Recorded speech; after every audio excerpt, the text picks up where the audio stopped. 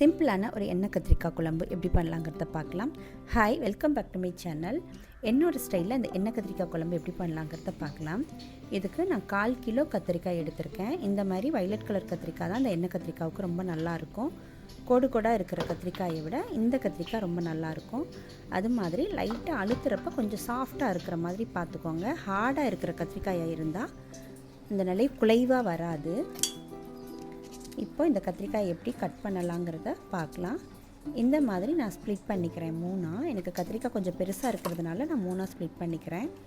சின்ன கத்திரிக்காவாக இருந்தால் முழு கத்திரிக்காயாகவே போட்டுக்கலாம். பேக் சைடில் ஒரு 4 இடத்துல கீறிட்டு அப்படியே போட்டுக்கலாம். இப்போது இந்த மாதிரி எல்லா கத்திரிக்காயையும் நான் கட் பண்ணி எடுத்துக்கிட்டேன். அதே மாதிரி கட் பண்ணுறப்போ அந்த ஸ்ப்ளிட் பண்ண பகுதியில் இந்த மாதிரி பார்க்கணும், பூச்சி ஏதாவது இருக்கா அப்படின்னு சொல்லிட்டு. கருப்பாக இருந்ததுன்னா அதை எடுத்துடணும். இதுக்கு புளி ஒரு எலுமிச்சம்பழம் சைஸில் நான் ஊற வச்சுருக்கேன். இப்போது இது எப்படி செய்யலாங்கிறத பார்க்கலாம். ஒரு பாத்திரத்தில் நல்லெண்ணெய் ஊற்றிக்கிறேன். கொஞ்சம் எண்ணெய் தாராளமாக இருந்தால் தான் இந்த குழம்பு நல்லாயிருக்கும். இதுக்கு ஒரு 1/2 டீஸ்பூன் நான் வெந்தயம் சேர்க்குறேன். நான் எண்ணெய் காயறதுக்குள்ளே போட்டேன், நீங்கள் கொஞ்சம் எண்ணெய் காஞ்சோன்னு போடுங்க. அதுக்கப்புறம் கடுகு ஒரு 1/2 டீஸ்பூன் போட்டுக்கிறேன்.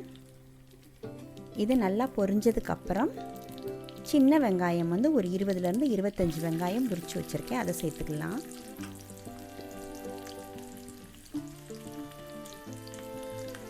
இப்போ அதோடு இந்த கத்திரிக்காயையும் சேர்த்து நல்லா வதக்கி எடுத்துக்கலாம். வெங்காயம் போட்டோன்னே போட்டுக்கலாம், ஏன்னா ரெண்டுமே வதங்குறப்போ கரெக்டாக இருக்கும். கொஞ்சம் மீடியமான ஃப்ளேமில் கத்திரிக்காயை நல்லா வதக்கி எடுத்துக்கலாம். இந்த கலர் மாதிரி கத்திரிக்காய் சாஃப்டாக ஆரம்பிக்குது. கொஞ்ச நேரம் மூடி போட்டு கூட கொஞ்ச நேரம் அதை வேக விட்டுக்கலாம். இப்போது கொஞ்சம் நல்லா வதங்கிடுச்சு. இப்போ தக்காளி ஒரு மீடியம் சைஸ் தக்காளி நான் அதை போட்டுட்டு அப்படியே திருப்பி மூடி வச்சிடுறேன். இப்போ பாருங்கள், நல்லா சுருங்கி வதங்கிடுச்சு.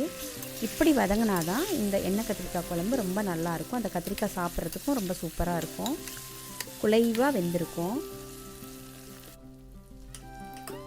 இப்போது நல்லா வதங்கினதுக்கப்புறம் இதுக்கு குழம்பு மிளகாய் தூள் சேர்த்துக்கிறேன். ஒரு 1.5 டேபிள் ஸ்பூன் இருக்கும். கொஞ்சம் காரம் வேணுங்கிறதுக்காக தனி மிளகாய் தூள் ஒரு 1/2 டீஸ்பூன் சேர்த்துக்கிறேன். அதிலே மஞ்சள் இருக்கிறதுனால நான் மஞ்சள் தூள் சேர்க்கலை. மசாலாவை நல்லா எண்ணெயில் வதக்கி எடுத்துக்கணும். நான் மீடியம் ஃப்ளேமில் தான் வச்சுருக்கேன். இப்போது புளியை கரைச்சி அதில் நம்ம ஊற்றிக்கணும். இப்போது நமக்கு எவ்வளோ குழம்பு வேணுமோ அவ்வளவுக்கு முதல்ல தண்ணி ஊற்றிக்கணும். தண்ணி ஊற்றினதுக்கப்புறம் நமக்கு ஏற்ற மாதிரி காரம் புளி உப்பை அட்ஜஸ்ட் பண்ணிக்கணும். இப்போ இதுக்கு தேவையான அளவு உப்பு போட்டுக்கிறேன். எனக்கு குழம்பு இவ்வளோ போதுங்கிறதுனால நான் இவ்வளோ வச்சுருக்கேன். உங்களுக்கு இதை விட அதிகமாகவோ கம்மியாகவோ வேணும்னா நீங்கள் அதை பொறுத்தளவு உப்பு புளி காரத்தை கூட்டி குறைச்சி பண்ணிக்கலாம். இப்போது பூண்டு ஒரு 6-7 பல்லை நல்லா தட்டிட்டு இந்த மாதிரி சேர்க்குறேன். இந்த பூண்டு அப்படி தட்டிட்டு சேர்க்குறப்போ அது ஃப்ளேவர் ரொம்ப நல்லாயிருக்கும். இப்போது நான் கருவேப்பிலை கொஞ்சம் போட்டுட்டு நல்லா கொதிக்க விட்டுறலாம். மசாலா பச்சை வாசனை போகிற வரைக்கும் நல்லா கொதிக்கட்டும். கொதித்ததுக்கு அப்புறம் அப்படியே லோ ஃப்ளேமில் ஆக்கி மூடி வச்சிடணும். மூடி வச்சுட்டு நல்லா சிம்மில் போட்டுட்டு கொஞ்சம் நேரம் கொதிக்க விட்டுடணும், ஒரு 5-10 நிமிஷம். இப்போ பாருங்கள், நல்லா அந்த எண்ணெய் எல்லாம் வெளியே நல்லா குலைவாக வெந்து குழம்பு பார்க்குறதுக்குவே எப்படி சூப்பராக இருக்குது பாருங்கள். இது ரொம்ப சிம்பிளாகவும் வைக்கலாம், ரொம்ப டேஸ்ட்டாகவும் இருக்கும் இந்த எண்ணெய் கத்திரிக்காய் குழம்பு. இப்போ இந்த குழம்பு ரெடி ஆயிருச்சு. எவ்வளோ சிம்பிளாக சீக்கிரமாக செஞ்சுட்டோன்னு பாருங்கள். இப்போ இந்த குழம்பு ரெடி ஆயிருச்சு. கண்டிப்பாக நீங்கள் அதை ட்ரை பண்ணி பாருங்கள். எப்படி இருந்ததுன்னு எங்களுக்கு கண்டிப்பாக ஷேர் பண்ணுங்கள், கமெண்ட் பண்ணுங்கள். தேங்க்யூ.